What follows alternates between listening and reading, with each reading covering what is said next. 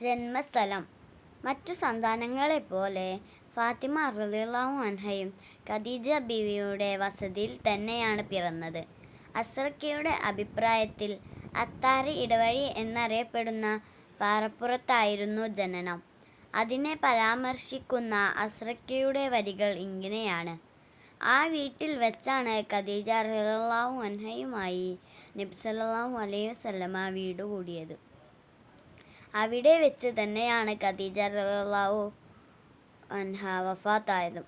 ഹിജ്റക്ക് പോകും വരെ നബി സല്ലല്ലാഹു അലൈഹി വസല്ലമ താമസിച്ചിരുന്നതും ആ വീട്ടിൽ തന്നെയായിരുന്നു.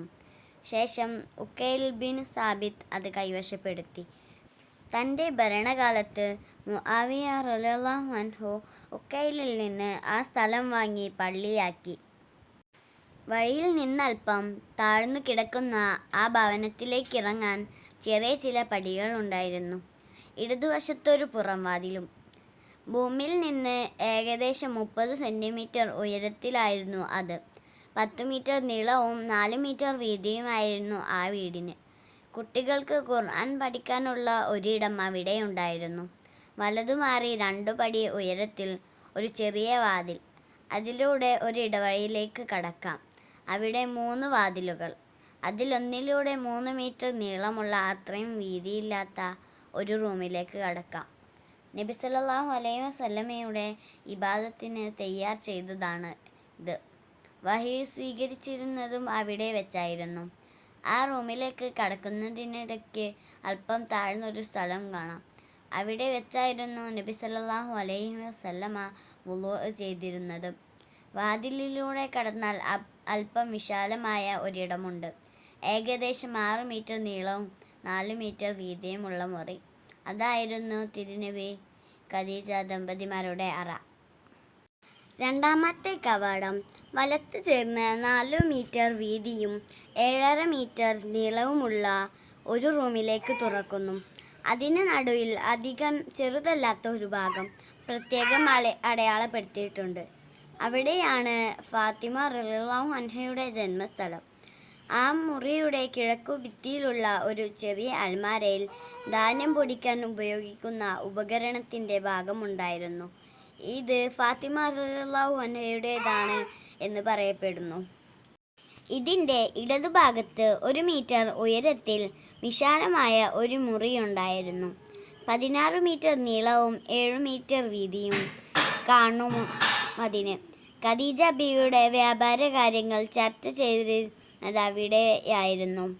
തൻ്റെ റിഹ്ലയിൽ ബത്താനൂനി നൽകിയ ഖദീജ റളിയല്ലാഹു അൻഹയുടെ ഭവന ചിത്രീകരണം. ഒറ്റനോട്ടത്തിൽ 4 മുറികൾ അടങ്ങിയ ഒരു ലളിത ഭവനം. 3 അന്തർറൂമുകൾ. 1 പെൺമക്കൾക്ക്, 2 ഭാര്യയ്ക്ക്, 3 നബി സല്ലല്ലാഹു അലൈഹി വസല്ലമയുടെ ഇബാദത്തിന്, 4-മത്തേത് പൊതുജനങ്ങൾക്കും നബി സല്ലല്ലാഹു അലൈഹി വസല്ലമയുടെ ഏകാന്തതക്കും.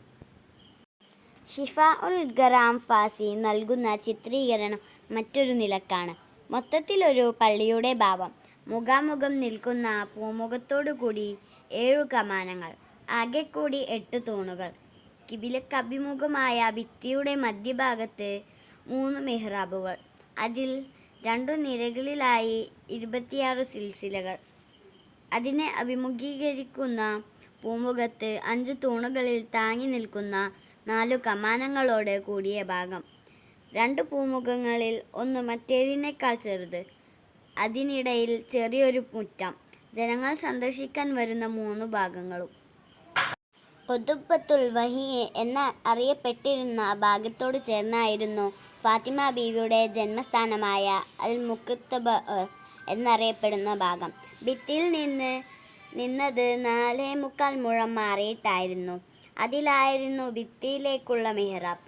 ഫാത്തിമ ബീവി റളിയല്ലാഹു അൻഹയുടെ ജന്മസ്ഥലമായി അറിയപ്പെടുന്ന ഭാഗം ഏകദേശം 5 മുഴം നീളവും ഭിത്തിയിൽ നിന്ന് 3.25 മുഴം വീതിയും ഉണ്ടായിരുന്നു. അതിനിടയിൽ 1 മുഴം നീളവും വീതിയും വരുന്ന ഒരു കുഴിഞ്ഞ ഭാഗമുണ്ട്. അതിനു നടുവിൽ ഒരു കറുത്ത കല്ല്. അതാണ് ഫാത്തിമ റളിയല്ലാഹു അൻഹ ജനിച്ചു വീണ യഥാർത്ഥ സ്ഥലം.